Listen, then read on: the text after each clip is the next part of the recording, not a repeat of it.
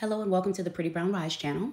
I want to first start by thanking you for joining me for this video, and I am now going to implore that you actually indulge me a bit with a longer introduction than normal, and also that you do stay for this entire video. Here's why. We are going to talk about the Scott sisters in a different way in this video, not so much with the salaciousness that we see going on a lot of YouTube channels and on social media. But this is going to be aimed with showing you all what got to this, how we got to this point, and exactly how long in the making this was. From what I can gather, or for at least what I can prove, this started with these sisters back in around between 2003 to 2005. And what I want you to know is that before the financial manipulation came about, there was emotional manipulation that goes all the way back to their childhood, as most of you have gathered by now. And I want to pause right here for a moment, and I want to say what my inspiration for this video and this research was. There was an outpouring of people on social media who, from the moment Tamika was visibly upset in speaking with her family, and instead of acknowledging her feelings, her mom looks at Latasha and whispers, "She's jealous. She's just jealous." The number of people who had such a visceral reaction to that was very telling.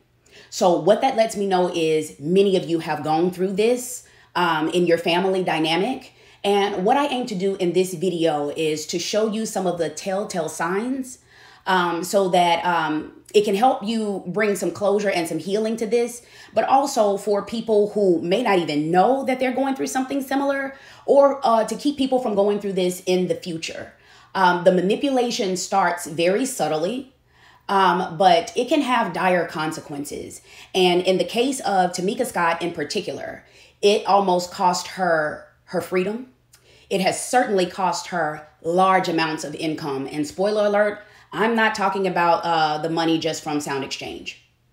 And also, I want to key in, because I think a lot of people kind of skipped or glazed over the part where Tamika said that it actually almost cost her her freedom as well by defending her sister.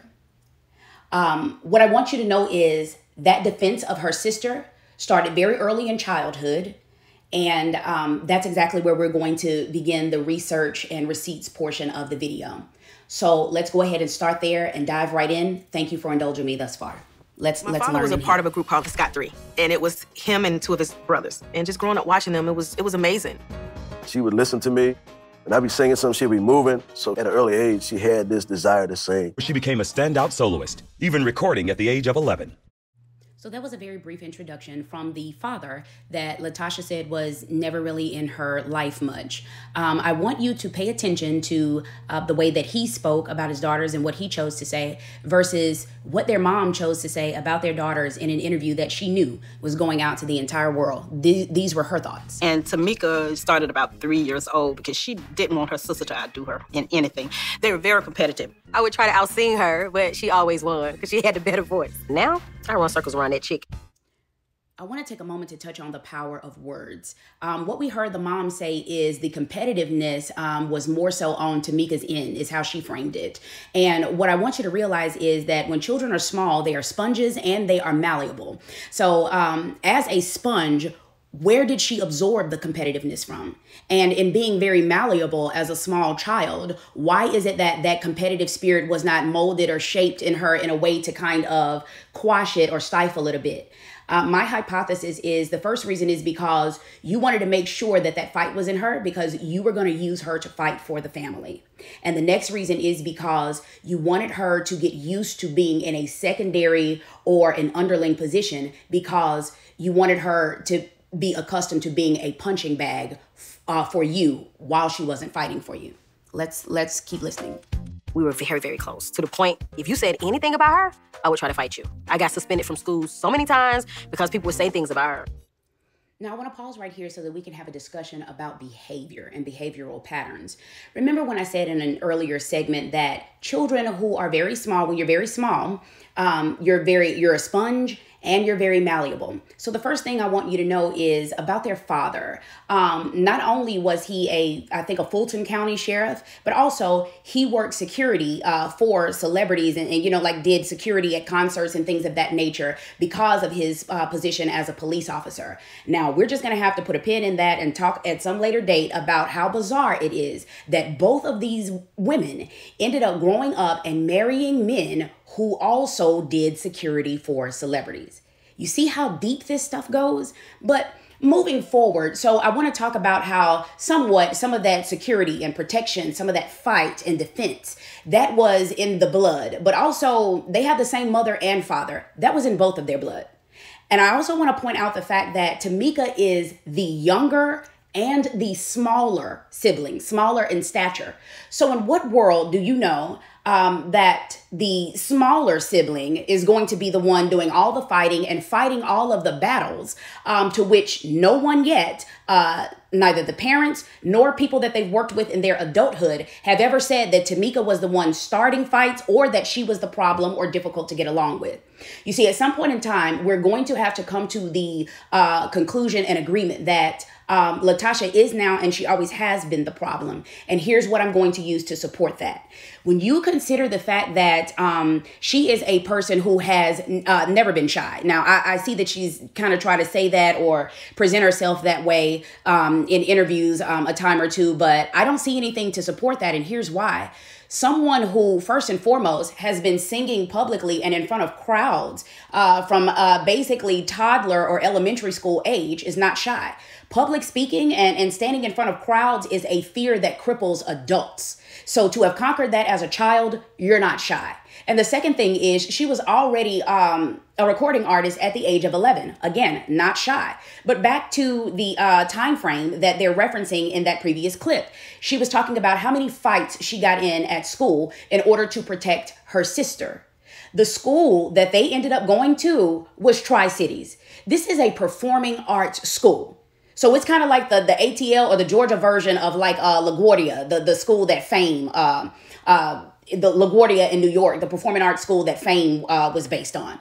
So again, judging from everything that you had done and accomplished before you got to the performing arts school and everything after, shy, I don't buy it. But the thing about LaTocha being combative and problematic, that is a story that multiple people have told that Tamika didn't say in so many words directly, but her stories and always having to defend her sister, it lends to that. But also, I want you to listen to their group mates and what their label mates had to say about them right now in this radio clip that I'm about to play you. And then also even later coming up in this broadcast. That is a pattern of behavior for LaTocha. So let's just listen to some small clips from a recent radio interview that she did when she was talking to the Brat, who was also very young when they got started at the same label. And it seems as though her trauma that was kind of caused and her,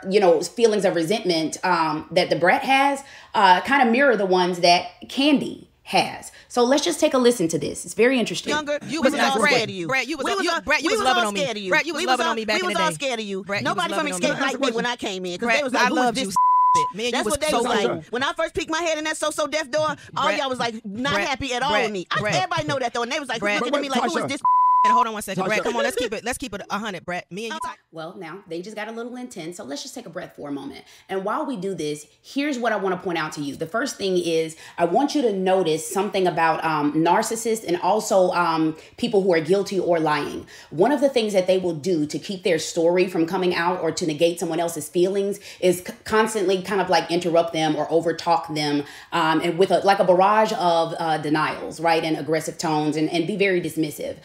Another thing that I want you to consider is Brat she's a sweetheart, but I mean, let's be honest. She is technically, like for real, a violent criminal who went to jail for assaulting somebody. So she's not, a punk, by any means or whatever. But this happened when they were smaller. Brat, I think she got signed when she was still a teen, kind of like Escape did. So how triggered must she be right now? Also, I want you to think, coupled with the fact that Brat, as she did this interview, is pregnant. She is with child. And so, granted, you know, that can make you extra emotional, but also there's something there is what I'm saying. And whereas we may have known Brat to pop off with somebody in that one incident, I can't really recall any talks about Brat being a liar. And one person that I do know that we've never really talked about being a liar or caught in a lie, who's also very open about her past and her life, is Kandi Burruss. So let's listen to Kandi when she called in. Brat, you loved on me. That don't mean I loved all of y'all. That don't never mean that. I'm just saying everybody did have like a fear for her. And it is what it is. Like, I ain't got to lie, Craig. You know what I'm saying? Like, it's like, girl. And I told her I watched Escape Still Kicking It last night, some of the episodes again. And when you tried to talk to her and let her know that you've always felt like that. You've always felt kind of like, you know what I'm saying? Your feelings got hurt a lot. They always took sides, and you know, and how you felt got pushed to the back because Tasha was the leader of the group. And she was like, well, I didn't know that. Yes, you did. I just watched it. Y'all talked to each other face to face. Y'all both was crying. It was a great scene. You know what I'm saying? But now she's saying she don't remember that. So I'm like, okay, you know what? I'm going to just... Well, she can go back and watch the first season. That's what I'm saying. It's right there. It was the two of y'all. So... I don't know what. All right, we'll go ahead and end it there, and you can go and listen to the full interview on YouTube if you need more details or backstory. But if you follow the group, then you really shouldn't, because Kandi has been saying the same thing for like over a decade now. Her story has never changed. So it's hard to believe that everybody is lying on Latasha. Even Tamika, who inadvertently has admitted that her sister is violent and picks fights. It's just that Tamika ends up fighting her sister's battles for her, right? But also it's that selective memory thing with the whole, I don't know what you're talking about, right? But anyway, as normally Tamika, you know, like Brat and Kandi have talked about, Tamika takes her sister's side every time, right or wrong. Let's talk about one time in particular that Tasha actually fought for Tamika in a big way, just not physically. So I think that this particular fight is the fight that really lends itself to propel Tamika into fighting for her sister in her adulthood, and also feeling a sense of not only gratitude, but like feeling indebted to her. Pressure to manage Tamika's pregnancy mounted when Escape was invited to open for R. Kelly's U.S. tour. I had a meeting with our manager at the time, which was Michael Malden. He said you can either have an abortion and stay in a group, or have your baby and we replace you. You're gonna have to find two members. If you're gonna replace her, you're gonna have to replace me. It felt good to have my sister stand up and say no. It felt real good. I was like, wow, she loved me. All right, so now we just shown an instance where Tasha fought for Tamika, finally, for a change, and how good that made Tamika feel. Later on in the video, we're going to have to reapproach how excited she was to feel love from her family. That seems to be an ongoing thing that lasted from childhood to adulthood with her. But also, I want to just kind of do a callback and remind you of what I said earlier. This whole thing with Tamika and making sure that she is a fighter is, once again, not just to make sure that she fights their battles for them when need be, but also that she stays in that subservient and underling type position, gratitude, I owe you, so that when need be, she can be very comfortable and silent while they're using her for a punching bag. So anytime she's not fighting for them, they're using her for a punching bag. And I'll show you this as this video goes on. But let's continue by getting off of the fighting portion of it. Let's let that breathe for a moment. And let's give Latasha a little bit of grace and a little bit of a break. And we're going to move into the finances portion of it. And we're going to actually start with the mom this time. So we're going to do another callback to the mom this time, and an abuse of finances and an entitlement to Tamika's finances. So let's take a look at Going back to church, Elder Tucker was our pastor then. He said, I want the Scott sisters to stand up. So me and my sister stood up, and the church started clapping. And he said, I also want to say thank you because they donated $10,000. Me and Tasha looked at each other like, who donated $10,000 to the church? My mom was in the choir with her hat on like, I was like, I'm going to get you after this. I was like, okay, mama, your name is going out the bank account. All right, so while we're talking about church here, let's skip right over the low-hanging fruit of thou shalt not steal.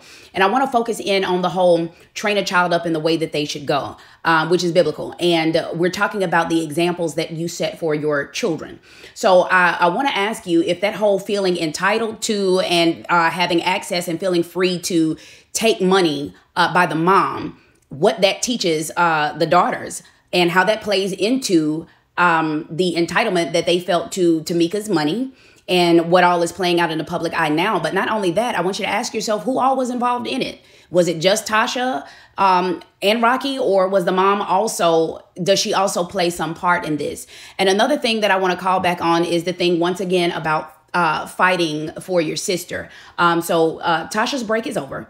I want to now bring her back to the forefront because I'm going to prove to you that her fighting for her sister was to keep her close and to keep her as a guard dog and things of that nature. And it wasn't really sincerely her being concerned about her sister's success and following her dreams. Because what we're about to see now is just as soon as Tasha got her a man, her sister's dreams didn't even matter anymore after she had just fought for her to stay in the group. So let's take a look at this. Things got worse when LaTasha's boyfriend, Rocky Bivens, a former security guard for R. Kelly, became the group's new manager. He separated, so it was like I was on one side, he was on the other side, pulling her. Clearly, the situation was going one way in one person's favor.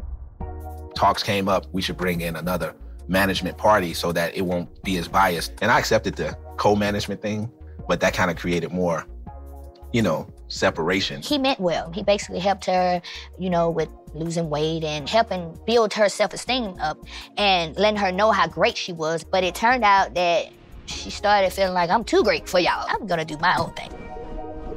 Let's pause for a moment and talk about feelings, fights, and finances in that order. First and foremost, feelings. How would you feel if you were Tamika and your sister that you've known and fought for your entire life has now dismissed you and tossed you to the side for a man off the street that she doesn't know from a can of paint? Also, not only are you all not fighting for each other anymore, you're fighting against each other because Tamika just said that there was a tug of war and pull between her and Rocky for LaTasha. And then third of all, because we know what's getting ready to happen next is him telling her to go solo. How does you leaving the group, how is that the group breaking up? Think about how that's going to affect Tamika's finances. But let's go back just a moment, and I want to point this out about their relationship. Hummin' Comin' At Ya came out in 1993. And then they went on tour with R. Kelly, 93, 94 maybe, which is where they met Rocky. By the time their second album, Off the Hook, which came out in 95, they went on tour with R. Kelly again after that album was released. But point being, also what happened in 1995 was Tasha and Rocky got married, reportedly. And I say that because of something that their father said in a recent interview. We'll approach that at a later time. But think about that. So you're looking at anywhere from late 93 to 1994 to getting married already, causing conflict between the sisters and marrying her in 1995. That's a short window of time. So let's just keep listening. I just wanted to point that out. Tasha had already let us know that she was going solo before we even recorded the third album. I remember we were rehearsing to go on tour. She says, I just came to tell y'all that I'm going solo. And Candy, you can go do your little modeling thing or whatever it is you do. And Tamika and Tiny, y'all can go have more babies. Ain't that something? Now, it's one way to talk that way to Candy, who you've always hated, but you said that to your other group mates because now you all are saying that you and Tiny were the closest. And also, once again, Tamika's your sister. So what is that to say about your sister? Also, I want to point out that this 100% aligns with what Brat also just said in that recent interview on the Ricky Smiley Morning Show about how she was a bully. Everybody was intimidated of her and everybody was afraid of her. But LaTasha wanted to have that selective memory, like she had no idea what Brat was talking about. So I wonder if LaTasha remembers this. She started coming my way. We went for blows. Oh my gosh. It started from one end of the room all the way to the other end of the room. You can't keep backing Tasha in the corner and don't think that I'm going to come out because I'm going to come out. I tried to jump in it to try to pull him apart, and she started fighting me. It's over. I'm just going to bow out gracefully.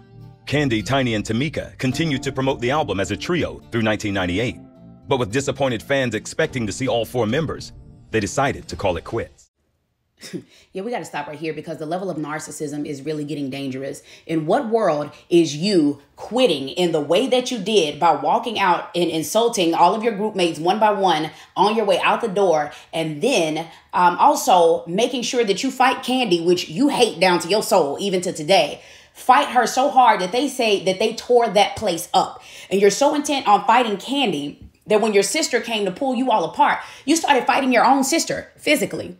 But let's just, you know, and that's your idea of bowing out gracefully. In what world? But anyway, let's go back to the part about finances, because that's where the viewing public was brought into this. Remember when I said we have to consider how Tamika's finances were going to be affected by LaTocha leaving the group? So let's, years later, when it's time to really be honest, let's hear her former bestie, Tiny, talk about it. Well, okay. So the third album, in the midst of making the third album, Tasha comes to us and say, you know, I want to go solo. I don't even want to do this third album. I'm not even doing it. So then they basically, it's like, we was waiting. We thought we was going to get all this money, like millions of dollars. Like, yo, we're going to get this big deal. And, you know, I think we really would have until they found out that one of our group members don't want to be here. So now we don't even know if she's going to be here or not. So, and she also pretty much told them, you know, she had them, they put in the contract that basically if we did the third album, she did the third album, and she at least recorded it, and I don't think she had to do any promotions really, that they would give her a solo album. So that's the way she ended up doing it, the third album. So we ended up doing the third album, but we didn't do any promotion because after she did it, she's like, okay, I'm out. You know, she had fulfilled her, you know, her what she had to do as far as her contracts. So it's no shade, but it's what happened. You know?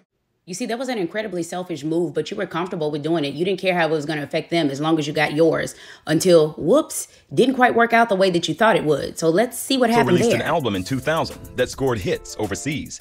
Tasha's moves after leaving Xscape weren't as successful. My album never came out because Jermaine was in transition of leaving Sony. So my whole solo career just got put on the back burner. It's funny that when you recorded this in probably 2014, 2015, you said the reason your album didn't come out was because of changes with Jermaine at the record label. And yet you just sat on television in 2022, 2023 and tried to insinuate that somehow it was Candy's fault. You see that? How your memory is bad? But moving right along, let's talk about while you were flopping and failing after throwing everybody else to the bus and not caring if they sank or swam, as your mom said your dad did to you all. Tamika was actually thriving while you were losing. So let's see how long it took you to try to tear that down and do something to stop her shining. Have you turned down any opportunities in the past that you now regret? Yeah, y'all, this one right here is really, really hard for me. Okay, back in 2003, 2004, I was on Tyler Perry's Meet the Ground. And I was bringing home roughly about $10,000 a month doing the stage play. And the group came to me with the opportunity to do a showcase? So I had to make a decision, will I not do the play for a day and do the showcase, or not do the showcase and make a couple people mad and do the play? So, you know, I prayed about it, and I did something wrong. I lied and told them that I had a traffic ticket I had to take care of, so I didn't show up. So they had to get somebody else to take my place. And I got fired from Tyler Perry's production because of that. But, you know, I got spanked real hard. I got spanked, you know, and it hurt. It hurt. But, you know, I thank God for Tyler forgiving me, because not even like a couple of years after that, he allowed me to come and write songs for his movies and his soundtracks. He forgave me. And David and Tamela Mann eventually forgave me too. I know at first they was mad, boy. They had every right to be mad. They did. Child, please give me a break. The first things first, you didn't do this for the group. You did this for your sister. She left you all and messed your money up on the way out when she thought that she was going to have a successful solo career, only to flop and fall flat on her face. And now you out there making big money while she's stuck at the house, and she's willing to mess up your good thing that you have going on for you to come back and rescue her. So that's the first thing. You didn't do that for the group. You did it for your sister. The only other two people in the group is Candy and Tiny. Tiny was with T.I. at the time, who was not keen on her going back in with the group. And Candy never did come back to the group. And you all replaced her with somebody else. So once again, you did this for your sister. And speaking of doing things for your sister, do you all notice this pattern of lying that's going on with Tamika? And do you also notice that every time she lies, she's doing it for the sake of her sister? And also, it messes up her money every time. And we're going to see that also in the future here. But 2005, let's keep going. Tasha, Tamika, and Tiny were ready to revive the group. They had me on the phone, was like, either you need to do the album or you need to sign over your rights to the group. And I just said, you know what, I'm just gonna let it go. And I signed over my rights to the group. I was officially, on paper, no longer a member of Xscape. Tasha and Tamika's friend, Keisha Miles, was brought in to replace Candy. The newly crafted Xscape began recording an album called Unchained. So I guess the next thing that you're going to tell me is that it was just a coincidence that all of this happened maybe within a year of her getting the boot from Tyler Perry. But let's see how that worked out. If Candy was supposed to be the problem the whole time, let's see how this arrangement worked out. Some say that, you know, Tip held us back, but the business part wasn't right. Tasha wouldn't agree to let Rocky go and start fresh with a brand new management. And she's like, no, nobody's gonna manage me. This is my manager. And, you know, take it or leave it, you know? So we left it. So by 2006, Xscape had disbanded once again. And we got all of the backstory out of the way, and I made some psychological and emotional connections. So we're going to pause right there. But keep in mind that we're going to be picking up on part 2 with the fact that they never talked about what exactly was going wrong with the business side of it, to where you didn't want Rocky managing, and that the second lineup of Xscape did not work. But now that I have some new key information that has come out in the last 24 hours, the timeline is now timelining. And somebody came up pregnant around that time frame of when that money came up missing. Stay tuned for part 2. I want you to make sure that you subscribe, and I want you to share this video with everybody because it's getting ready to be very enlightening. Thank you for your time.